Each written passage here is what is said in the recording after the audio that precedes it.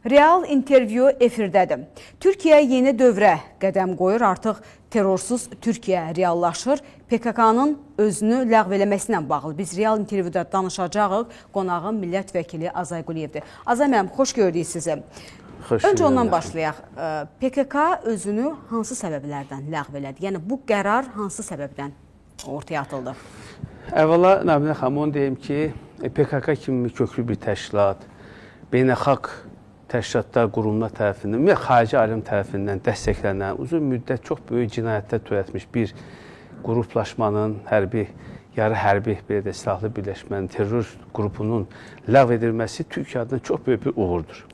Və bilirsiniz ki, bundan Balcanlar prezident elə həmin gün dünən xüsusi bir deməli, sosial şəbəkədə bir təbrik bəyannaməsi verdi və Türkiyənin prezidentini təbrik etdi və qeyd etdi ki, bu uğur Türkiyədə birinci liderin apardığı siyasətin təntənəsidir, siyasi iradənin təntənəsidir, Türkiyənin gücünün, hərbi gücünün, potensialının bir daha, yəni necə deyirlər, bariz nümunəsidir. Bu baxımdan əlbəttə ki, bu Türkiyə bizim üçün çox fövqəladə bir əhəmiyyəti olan, qardaş, strateji müttəfiq və bütün hallarda bizim üçün yaxın olan bir ölkənin, Türkiyənin belə bir uğura imza atması təbii ki, həm də Azərbaycan uğrudur. Ona görə də mən elə Türkiyəmizi də, Azərbaycanımızı bu münasibətə təbrik etmək istəyirəm.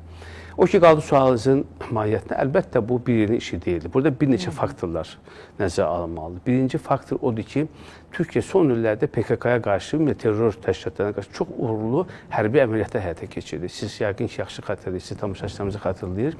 Suriyada, Şimali İraqda həyata keçirilən o Fırat qalxanı, sonra Zeytun dalı əməliyyatlar və digər əməliyyatlar demək olar ki, PKK-nın bütün o hərbi potensialını tamamilə sıradan çıxartdı. Və biz ki, son ildə Türkiyənin ümumiyyətlə hərbi sənayesi elə bir səviyyəyə çatmışdı ki, PKK qruplaşmaların hansı yerdə, hansı dağın altında gizlənməsindən asılır, onları tapıb sıradan çıxardı. Birinci fiziki baxımdan PKK qruplaşmanın demək olar ki, məhv edilməsi və Türkiyənin sərhədlərindən kənara çıxarılması faktoru. Bu əsas rol oynadı. İkinci faktor Türkiyənin daxili siyasətlə bağlı idi. Türkiyə birisi vaxtilə, Türkiyənin indiki prezidenti bir açılım, demokratik açılım siyasəti həyata keçirdi və demək, Türkiyənin cənubi-şərq bölgələrində hansı ki, Kürdlərin kompakt yaşadığı ərazilərdə PKK vaxtilə müəyyən mənada dəstək alırdı, mənəvi, siyasi, hətta maddi, hərbi dəstək alırdı, buna biz qayıdarıq. Onun artıq köklərini aradan qaldırdı. O bölgələrin inkişafı ilə bağlı oraya yatırımlar cəlb etdi, oraya müəyyən işlər gördü. Baxmayaraq ki, terror təşkilatı, terror təhlükəsi olduğuna görə bu yatırımlar lazım səviyyədə olmadı. İkinci səbəblər əsas mühit o ki, daxildə olan siyasətin düzgün qurulmasıdır.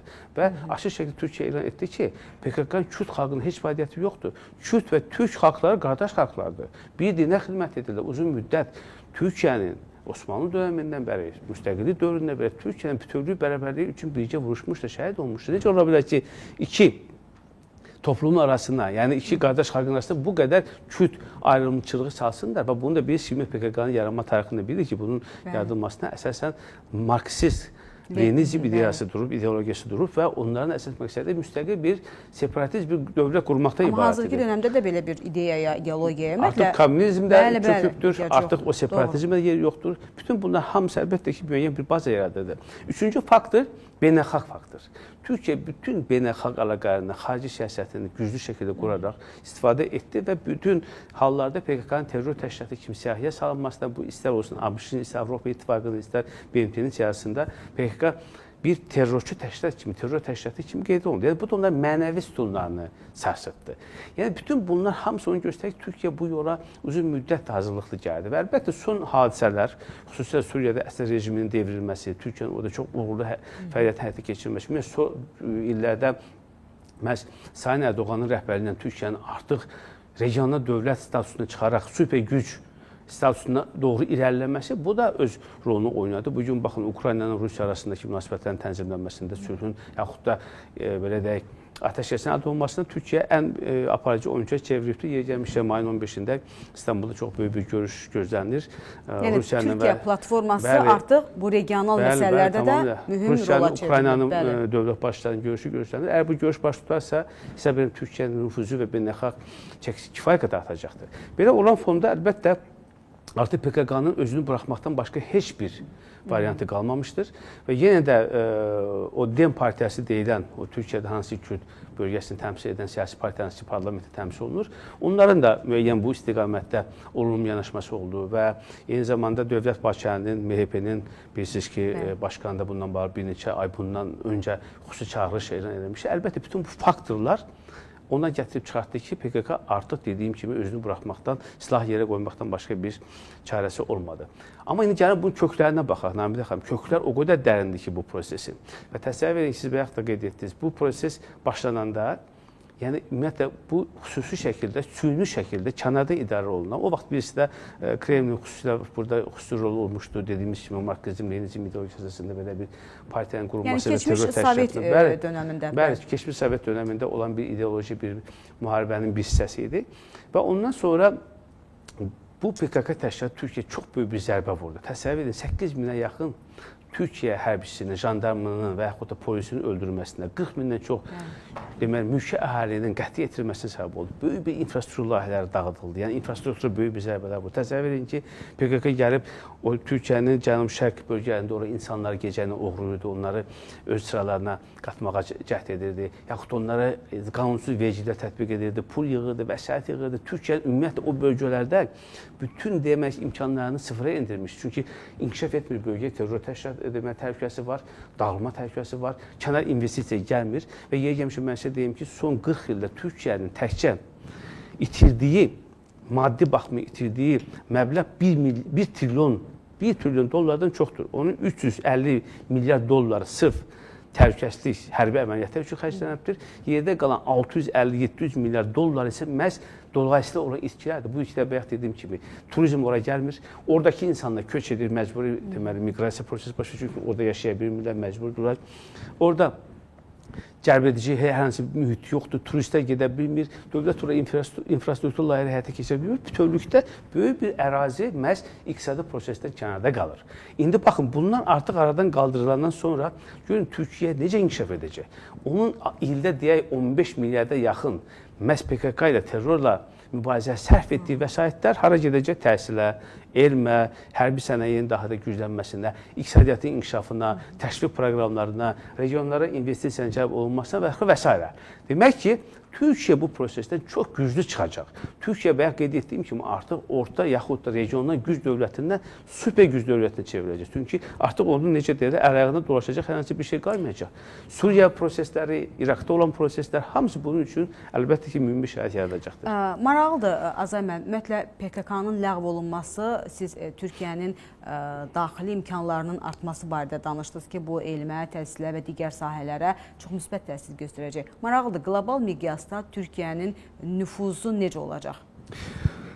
Bu birmənalı şəkildə Türkiyənin nüfuzunun möhkəmlənməsinə səbəb olacaq. Bilirsiniz, artıq dediyim kimi Türkiyə bugün hərb sənayesində də, hərb sənayesinin, yəni müdafiə sənayesinin inkişafında da beynəlxalq proseslərin beynəlxalq siyasi gündəmin formalaşmasında da aktiv rol oynayır. Bugün Türkiyənin iştirakı və razılığı olmadan ümumiyyətlə yaxın şərqdə, deyək ki, Mərkəzi Asiyada və digər bölgələrdə hər hansı bir prosesin baş verməsini təsəvvür etmək mümkün deyildir.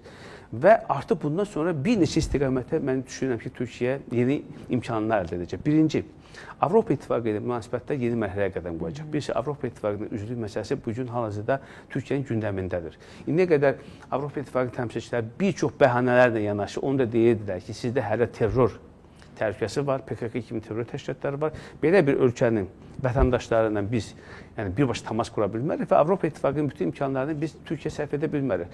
Baxmayaq ki, burada da müəyyən açıq deyək ki, həqiqət də vardır. Artıq bu bəhanə yaxud da bu səbəb aradan qalxacaqdır. İkinci, Türkiyə bu deməli terror bəlasindən qurtarandan sonra artıq diqqətini başqa istiqamətə yönəldəcəkdir. Bu artıq dediyim kimi həm öz yaxın çevrəsində, həm dünyada baş verən proseslərdə daha aktiv rol alacaqdır. Artıq NATO-nun ikinci ən böyük hərbi potensialına malik olan ölkə kimi öz hərbi potensialını daha da artıracaq. Bayaq qeyd etdim, orada vəsait əldə olunan, yəni qənaət olunan terrorla mübarizəyə sərf edilməli olan vəsaitlər ki, hansı ki artıq terrora sərf olunmayacaq, o sərf olunacaq Türkiyənin hərbi potensialının artmasına.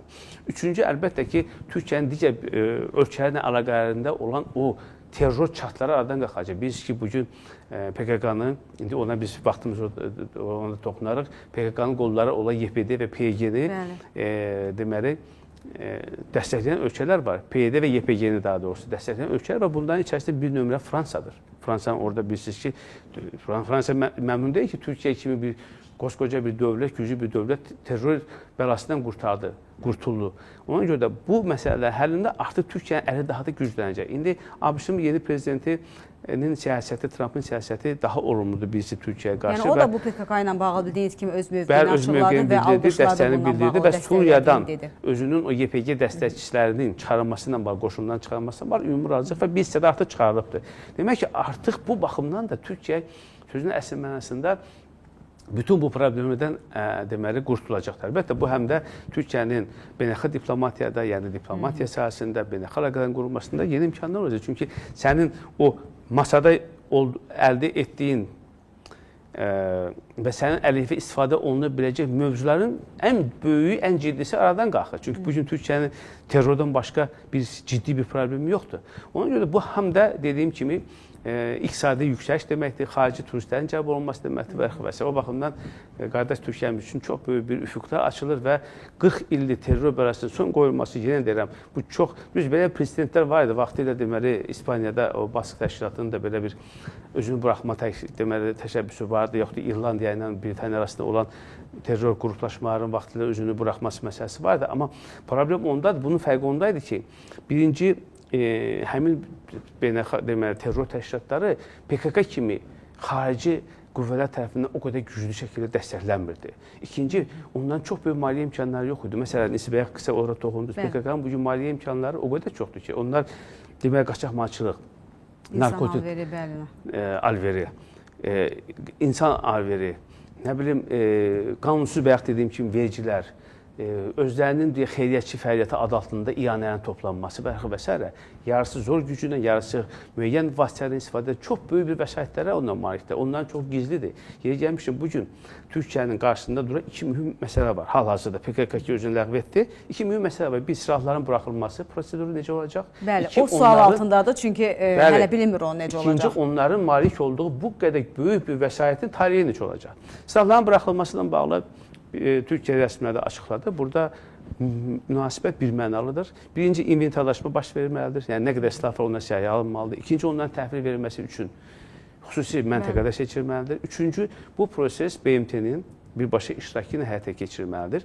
Və bundan sonra artıq bütün silahlar yığılmalı. Çünki silahların yığılması deyirlər təxminən iyun ayının axırına qədər başa çatacaq. O çox mürəkkəb bir proses. Çünki ehtimal var ki, PKK ləğv olundan sonra başqa altda gizli qruplar yaradılsın və həmin silahlar onlara ötürülsün. Bu təbii ki, belə versiyalar da var. Bir də maliyyə mənbələri.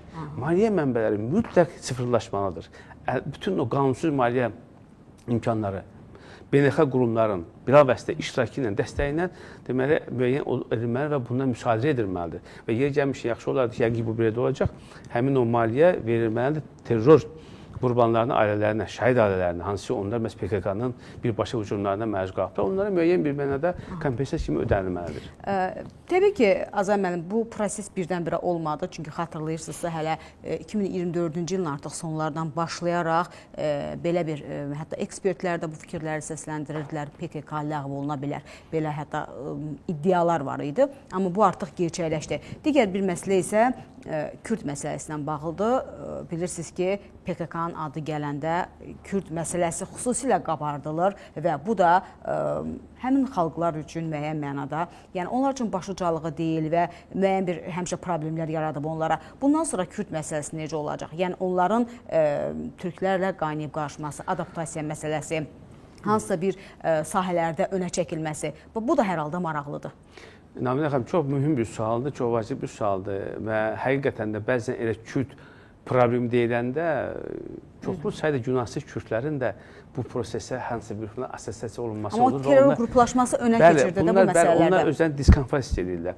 Birinci, bayaq qeyd etdiyim kimi, PKK ilə artıq Kürd xalqı arasında hər hansı bir bağ qalmadı. Və zaten bu bir neçə il bundan öncə də bundan tamamilə aradan qalxdı. İndi Türkiyənin üzərinə düşən məsələ nədir? Bir, əgər PKK üzvlərinin cinayətdə hər hansı bir cinayətdə iştirakı yoxdursa, mən əminəm ki, onlar amnistiyaya məruz qalacaqlar.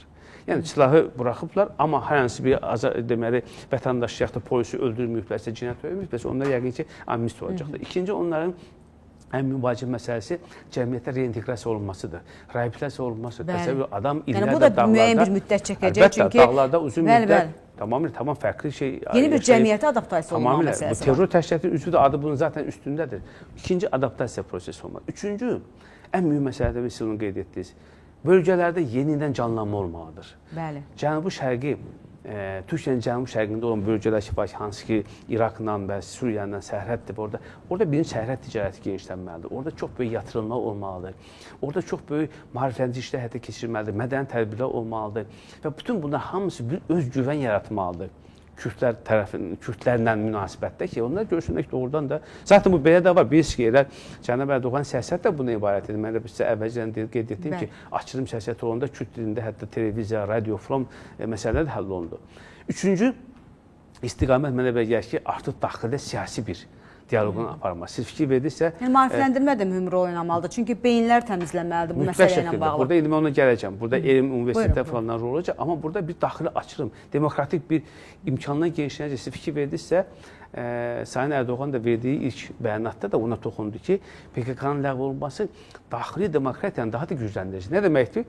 Sən əgər doğrudan da Türkiyə demokratik ölkədir, sən əgər doğrudan hər hansı bir məsələ ilə bağlı müəyyən bir çağrışın, fikirlərin varsa, sən bunu daha sivil formada, siyasi formada edə bilərsən. Ona görə də mən əminəm ki, siyasi spektr, siyasi müstəvi daha da genişlənəcək. Və dördüncü nəhayət dediyiniz maarifləndirmə məsələsi. Bəli, maarifləndirmə mütləq aparılmalıdır. Universitetlərdə bununla bağlı xüsusi yanaşmalar olmalıdır. Xüsusi kurikulum işləm hazırlanmalıdır.